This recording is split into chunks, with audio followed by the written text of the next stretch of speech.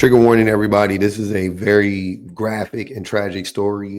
It's going to talk about people getting pew-pewed and unalived. So definitely be ready for that.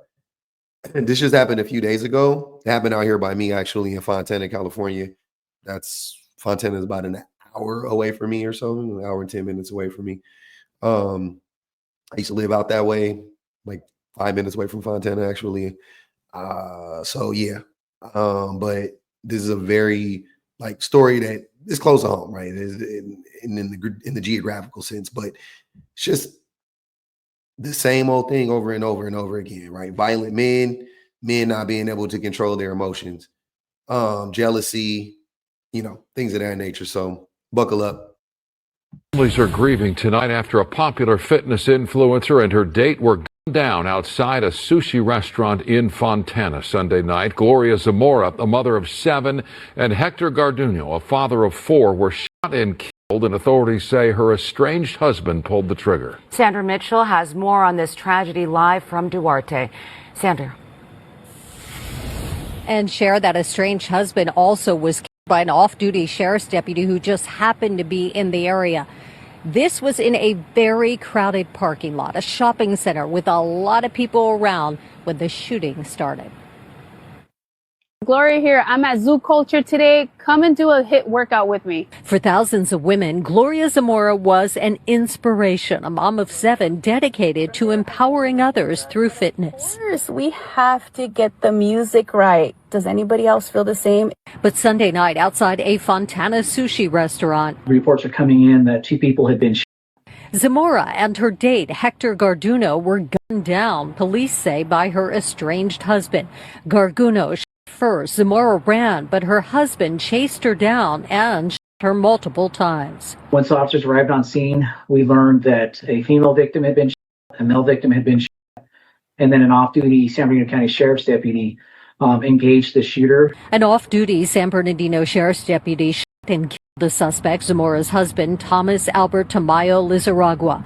Both Zamora and Garduno also died of their wounds. Instead of you being supportive, you're over here trying to just bring me down, tell me that I can't do this. The deadly encounter came just weeks after the influencer and model announced on a podcast that she was leaving her husband. You think you're all that? You think you're all that for you to go and work out and think that you can be on social media? Come on, man. You're not even all that. Zamora was also a personal trainer and mom to 7, the youngest just 8 years old. Garduno also was a dad to 4 daughters, and now 11 children are without a... Wow. 11 children are without a parent right now because of the actions of one man, one jealous man, as far as I'm concerned. This story is old. It's just as interesting as it's ever been, but it's old. It happens time and time again. The male entitlement, if you guys are not understanding that men feeling entitled to women is the reason why this happens at its core. At its core, this is the only reason why it happens. The jealousy, the rage, all of that stuff, it's all rooted in this idea that that woman belongs to you. I'm going to show her she can't be happy without me. A lover scorn, things of that nature. Men not knowing how to process their emotions. Men thinking that this woman owes them something. I don't care. I'm being honest. Before we even get into anything, I'm gonna say this, and I'm gonna say it very bluntly and clearly. I don't give a fuck what that woman did. I don't care if she jumped on 10 dicks while she was pregnant with that man baby, and they was married. I don't give a fuck. I don't care. That is not a justification for unaliving a person in this way. It's not. And the man and the other man that was there. Not a justification. That was jealousy. That was just pure and simple. Plain and simple. That was jealousy. That was anger. That was rage. That wasn't you had a right. Indignant. What's they called? That's not an example of righteous indignation at all. That's not what that is. Not one bit. That is jealousy. Plain and fucking simple. I got to get that out the way off the rip. I already know what's coming with these videos I'm about to show y'all. Just it's gonna be tough. It's about to get even more triggering. So this was a clip from the podcast that she shot a couple weeks ago, and she was talking about her sorry, y'all. She was talking about her divorce, right? At around that specific time, which was like a year and a half ago, that's when my whole second marriage started falling apart, because obviously I'm like dedicating time into fitness and trying to grow something and seeing even the opportunity or even thinking that this can even become something, you know? So people started getting insecure and not allowing me to thrive in something that I'm just so passionate about, you know? Okay. And by people, she means her ex-husband or her husband, or they're calling him her ex-husband, but we'll moving forward. I don't know if it's her ex-husband officially, but she wanted to divorce him. So I felt like that person was just holding me back. And, you know, I decided to end my second marriage. And that's when a lot of the problems started to were bringing me down mentally, talking about like, yeah, you can't do that. Like, what are you thinking? Like, what do you think you are? You think that you're this fitness influencer all of a sudden? Like, do you really think you can do that? So it's like, when somebody wants to test me, or como se dice, como retarme, que te reten. Yeah. You know, They want to challenge you. Yeah. Right? Don't challenge me, because I'm going to prove you wrong. Like, for real. I think that has always been my life. You know, when people used to say, like, you're not going to amount to anything because you're a teen parent and you already went through one marriage, failed marriage. Like, you're nothing. Who's going to want you with 3 kids? Like, nobody's, you know? You like to prove people wrong. Hell yeah. Constantly. I'm going to prove you wrong, because I feel like I've always needed to prove people wrong from a very young age, you know, coming up from a broken home, you know, having an alcoholic dad, my mom just being out there, a hustler, working, trying to provide for her 4 kids because the dad wasn't around and stuff like that. I just knew that I was not going to be that girl that was a teen parent and just allow for somebody to dictate my life, even though it took me a lot of years to get there, though. Because even though I'm a woman, like, I don't mind being submissive to my man. Like, I don't mind it. I love being a woman, but there's times where these men put you to act like a freaking man. And they put you on your masculine. Literally, yes. Sure. And I used to hate that about being in these 2 relationships. I hated that, me being a woman, a lot of it, I'm acting like I'm the man in the relationship. And I'm the one that's always trying to, like, let's grind, let's hustle. Like, we were able to do this. Like, we I can want do more. This. Yeah. Like, let's go do more. Like, you and I, like, let's grind. But him and you're in the mentality of the power couple, and we have so much more we can do. Yes. And it's more like, settle down. Yeah. Like, calm down. You're doing too much. Yeah, you're doing too much. Why do you? A lot of that could have been just speculating. Some of that, or a lot of that coming from the man, could have just been him not feeling comfortable. Like, he could see that she, you know, like, she was a go-getter and he didn't want her. I mean, what kind of like sounds like what ultimately happened. It didn't have to happen, but what ultimately happened, she's basically saying like she left him because he was holding her back, right? So the reason why I'm saying it didn't have to happen is because had he just got on the same type of time, like, yeah, let's go get it, then they both would have just leveled up together. But he was so afraid that if she leveled up, she would grow more distant from him. That's what I get from that. A lot of men have that insecurity. So I wouldn't put it past him. He wouldn't be any different than, you know what I'm saying, than the average man that's like afraid of their woman leveling up. So that's what it sounded like. Again, the dude's gone. I don't know. I don't want to speculate too much, but, you know, definitely I feel like that could have been. You want more. You should just settle with where you have, living in a bitch ass apartment and a shithole apartment. Like, that's not me. You know, from a young age, I've always wanted more. You knew you always wanted more. You've always been ambitious. You've always been driven. Ambitious. And also, like, when she's talking about her humble upbringings, when you broke like that, when you come from nothing and you get a little taste of success, that shit becomes addicting.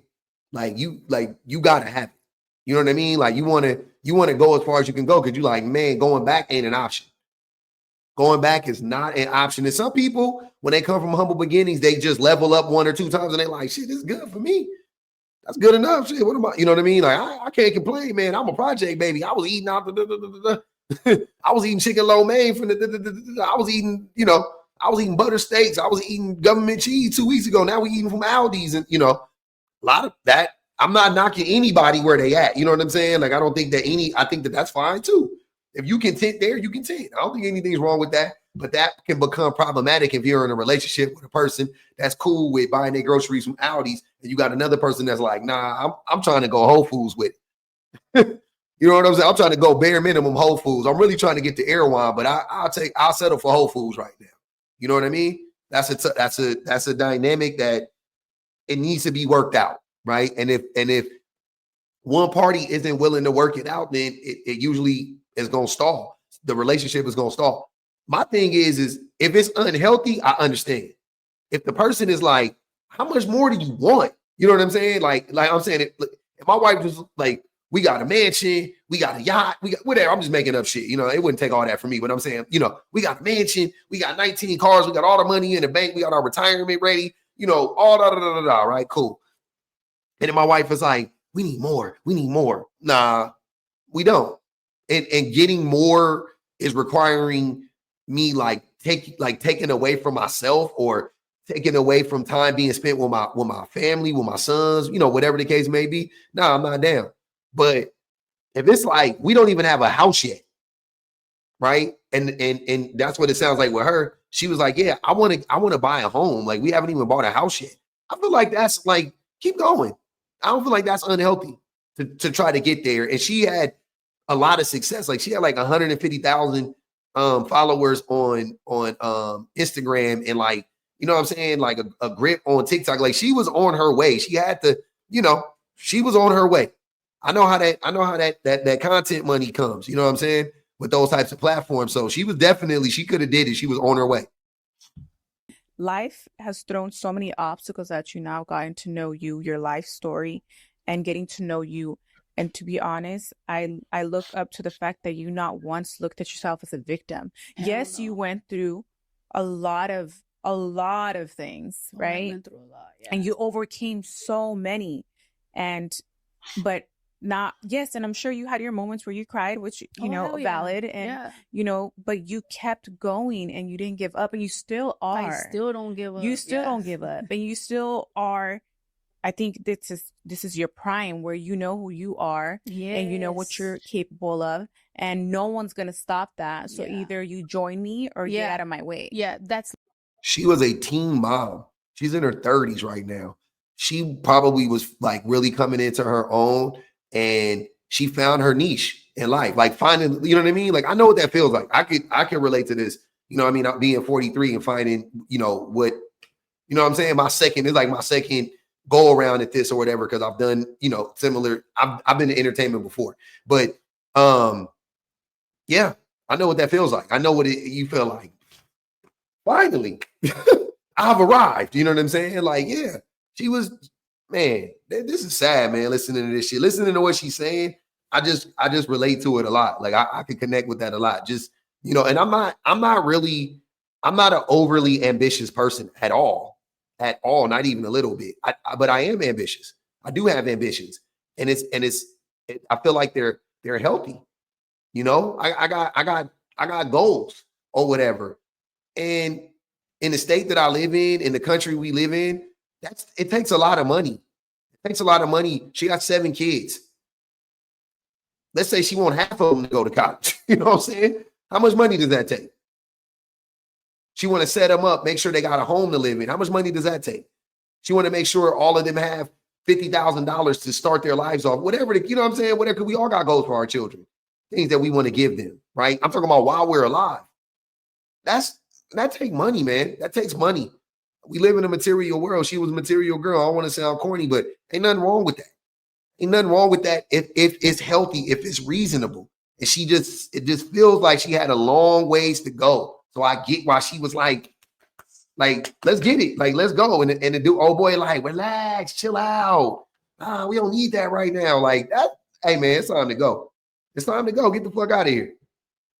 Literally me. If you're not gonna join me, you're not gonna support me, knowing that you see this in me and you're not supporting me is like, what the fuck am I doing? It's because you have the wrong partner. Literally. Yeah, for sure. It takes a really secure man to really value like what they have at home. Mm-hmm. Because I mean, and everybody has, like how we talked about earlier, everybody has like their life journey. Yes. You know, I don't think my life journey was to be somebody that can settle. Even though I feel like I wish I had like what these other girls had, to where they get married and their man, because there is men out there. There is men out there that they praise their women and they acknowledge how great of a woman, mom, whether you're a stay-home mom, whether you're a stay-home mom or you go out and you make money just like your husband does, but they don't treat them like shit. They allow them to walk in that, and they support it and empower it. Yeah, because like I said, I don't have an issue with being submissive. Mm-hmm. I think like us as women, but there's an extent to that. You know, there's an extent to where you can be submissive to your man. You can be in your femininity with your man. I'm okay with that in my house. If my man could. It's funny listening to her, because usually I don't rock with the whole submissive talk, but I hear what she's saying though. And she said, and that's what men be, you know, men and women, they be talking about, like, I can only be submissive for a certain type of person. She wants a man that's going, like, she really is one of those types of women. She's saying like she wants the go-getter, leader, you know what I mean, type of man. That and if that man is in her life, then she'll submit. But to be fair, the men that she's talking about, they don't want submission, right? The men that support their woman, they don't want submission. Those, like, I mean, man, I don't want to lump myself in with those men, whatever, but like, I don't want my wife to submit to me. I don't need her to submit to me for me to support her. You know what I'm saying? I support her. I submit to her when, you know, I'm the one, listen, I'm following her lead. I'm supporting her. I'm the one, like, what do you want to do? Like, let's do it. You know what I'm saying? Oh, you want to start a business? I got you. Right? Because she does the same thing for me. Whenever I want to do something, my wife is like, I've tried so many things in my life, and the way that I ended up here was because my wife has literally supported me 100% every single time. You know what I mean? So I get what she's saying. I think the submission word kind of gets thrown around a lot unnecessarily, but I hear exactly what she's saying. I don't even listening to what she said. The way that I'm interpreting it is more like she just wants like a strong man, strong-willed man that's driven and ambitious and gonna support her. And for that man, she'll submit. But what does that look? You know what I'm saying? Like, I don't even know if, you know, it doesn't look like what I think most people think when they think of the word submission. She just won't be like, yo, because she won't have to be. She won't, because she's saying like she had to be like, yo, man, like, what the fuck? Get up, man. Like, you know what I'm saying? Like, trying to drag him along, right? But she don't have to be like that. She could just like, yeah, okay, cool. We going here, Poppy. Woo, woo, woo. I'm with it. She rocking out. She ready to make the move. Put me in my femininity, I'm gonna stay there.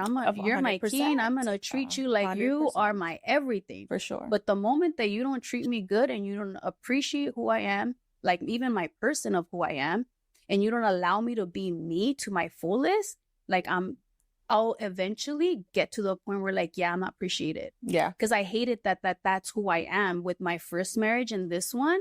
I hated the fact that I can be submissive to you and I can be this wonderful woman because I'm a girl. This is my day to day. I go to work. I come home. I take care of my kids. I feed them. I clean. I'm very domestic. Like, I'll clean my household. Like, I'll make sure my shit is clean. I'll make sure that my stuff is organized. You handle all your responsibilities. Everything. And some. And all I want you to do is treat me like I should be treated. Yes. And allow me to be me. And that's already Don't hard. stop me. Don't prevent me from doing things. Or don't, you know, I think like when you're in a situation like that, I hate that in the two marriages that I just give myself, like completely give myself to where I feel like there's a part where these men start taking advantage of that.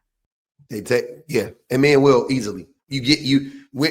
Men are takers. So the more, you know, you give a man an inch, he take a country mile. That's like a known thing. It's just really like interesting listening to this. Cause this, like I said, this aired 2 weeks before she was unalive tragically. And I'm like, nah, like I feel her. You know what I'm saying? Like I totally, yep. Mm-hmm. Yep. And then think about how if her ex or her husband, her estranged husband, or whatever you want to call him, we'll call him the unaliver. Think about how weak-minded man will receive this message. You know what I mean? Hearing this about himself, being as weak and as fragile of a man as he proved himself to be. You know, That's interesting.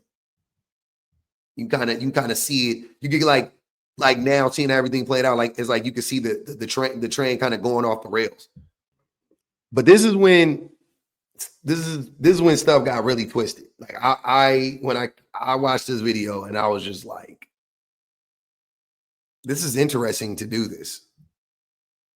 I'm not condoning what he did. I'm only explaining why this could have happened. Gloria Zamora was unalived by her husband, Tomas, who she was still married to, but going out on dates with Hector Ivan. He claims it was her business partner. But leading up to the shooting, she was actually at a photo shoot with the man she called her business partner. As you can see, the red seating that she was sitting in a rather risque outfit. Hector seemed to have been taunting him. Leading up to this situation on June 6th, he posted this picture with this caption: "This is how I feel about the current situation," with the shrugging like I don't care, the finger. The estranged husband, Tomas, whom Gloria had blocked from her social, was still able to see these posts from a different account, where it seemed like he was taunting him, saying things like this: "F around and find out." Hector posted videos with pew-pews that Thomas's wife liked. Wife claims in a podcast that she had filed for divorce a year ago, but sources have verified that it was only 2 weeks ago. Gloria Zamora also claimed that he had been abusive physically to her, but on January 11th, she received charges for DV, infliction of corporal injury on spouse or cohabitant. Allegedly, he suspected she was cheating. He took her phone, started looking through it. She immediately attacked them to get it back. She called police. They came, arrested her because he was all bruised up. This is public record. Allegedly, she wanted to start an OF career. Told the husband she was pointing out how much money she could make. He didn't accept. That's when she started calling him a hater. He was blocking her shine, her progression. She has been liking all his thirst trap videos, supposedly her business partner. And it goes back as far as February 19th of 2024, and as recent as April. He was doing the same. They seem to be having a communication through like in their video posts. It's alleged that during this video shoot, she left the kids at home and they were messaging the father that they were hungry. This set him off and the tragedy happened where children lost their parents. I'm not condoning any of this at all. This is something that you just simply never should happen, never should do. There's two sides of the story and sometimes they're not told all the way. Okay, so to me, there's not two sides, right? The reason why I will say unequivocally there's not two sides to this story is because one side of the story pew-pewed two people. So what side why do I care about his side of the story? Again, like I said at the very beginning, I don't care if she sat on and spun on 12 random dudes' penises while she was married to that other dude. Don't care. Divorce her. Take your kids. Divorce her and take your kids. That's fucked up. Hey, man, she's a bad person for doing that. Yep. All that. I'll do all that. If she's alive, I'll do all of that. But as soon as you pew her and that man, nope, don't care about your side of the story. I don't care. You lost everything. You lost any credibility. You lost. It doesn't matter to me because that's not you. Him pew-pewing her actually proves everything she said about him, because think about it, y'all. So she said that he was abusive. Yet the one time, the as far as it's concerned, that it ended up going to the police, she reacted aggressively, physically, right? She got physically violent with him. Okay. Could it be that she never reported the physical violence, right? But the point, what I'm saying is how does a person go from not being violent at all, showing no signs of violence, no signs of aggression ever, to this? And listen, I know it happens. I know it can happen. Don't get me wrong. I know it can happen.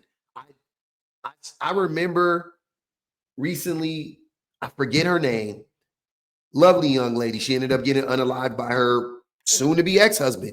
And she got online and she was like, I'm just so happy with the divorce. It's been so easy. My ex-husband is great. And he ended up unaliving her. Now, the fact that they're getting divorced tells me that he's not that great.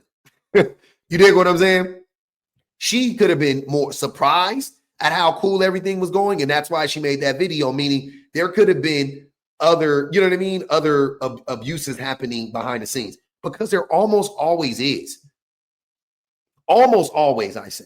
Almost always.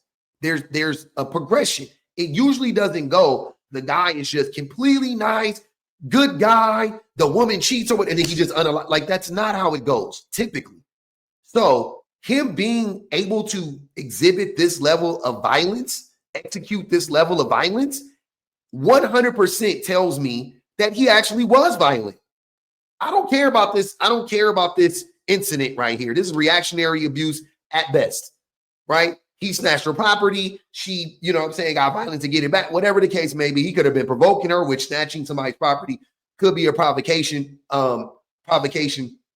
I could see that being the case. Cool. I just got done off a live talking about how it's not the same between men and women. I don't care about like, this is about equity, not equality. She's a woman. It is what it is. Yes, she can slap you. You can't slap her. I'm sorry to tell you that as a man. That's just the reality. Get over it. You want to change it, change society. You want that to be the case. Change society fundamentally. But until then, a woman can slap you. You can't slap her as a man. I don't give a fuck. Unless she is threatening to take your life, the life of your children, or cause you extreme bodily harm. Fine. I'm with that in those instances. And I think the vast majority of other people are as well. Moving on. Again, this man was violent. There's no doubt about it. He was violent. No doubt about it. There is no justification for what he did in my mind. Even after hearing that, I definitely just heard a different side of the story, and I was like, oh, that's, you know, I guess that's interesting, but I don't care. I don't care if she wanted to do OF. I don't care if she was hunching on that new man. I don't care if the new man was provoking them. I don't care. I don't care. It is unjustifiable what he did. But underneath that video that we just got done watching, of course, here are the comments. Girl fault. Starting off strong with girl fault. Gotcha, buddy. Julian says, I only feel for the kids in Thomas. Interesting. Brenda says, OMG, if the current husband was able to see the picture, no wonder he went crazy. Feel bad for all three, RIP. No wonder he went crazy? It's an interesting take. JX says, sometimes in the process of divorce, there's a lot of cold feet and thoughts of reconciliation for both sides. There's probably a good chance they could have been sleeping with each other still, or having conversations that spark feelings. Until things are finalized, it does feel like adultery. It can take a man to a very dark place of pain mixed with rage when you see your wife messing with someone before all hope is lost in the marriage. All this to speak on my experience, I'm glad I didn't throw my freedom away and stayed alive. And I can respect that take. I can respect that take. That was a rational take. Okay. Yeah, it takes you to a dark place. You get mad at all of that stuff. Still not a justification, right? But I shared that comment because I feel like that was like a reasonable take, right? Alex says, what a happy ending. I don't condone it, but I understand. You understand why you would unalive your wife and a dude? And you have 7 kids? Or she has 7 kids? It might not be all his kids because she was married before. But she has 7 kids? You understand it? From what? Because she getting piped down by another man? Y'all are too possessive. You're too possessive. I don't like what? What are you talking? How do you understand that? That doesn't even make sense. Steve says he handled his business, unfortunately, for being taunted. People can only hold back for so much. No, you can hold back a lot more. You can hold back a lot more than unaliving 2 people. Yes, definitely. You can hold back a lot more. The bar, when I tell y'all, this is just another example of how low the bar is for men. You can understand why he would unalive his wife, but you can't understand why she would leave him for another man.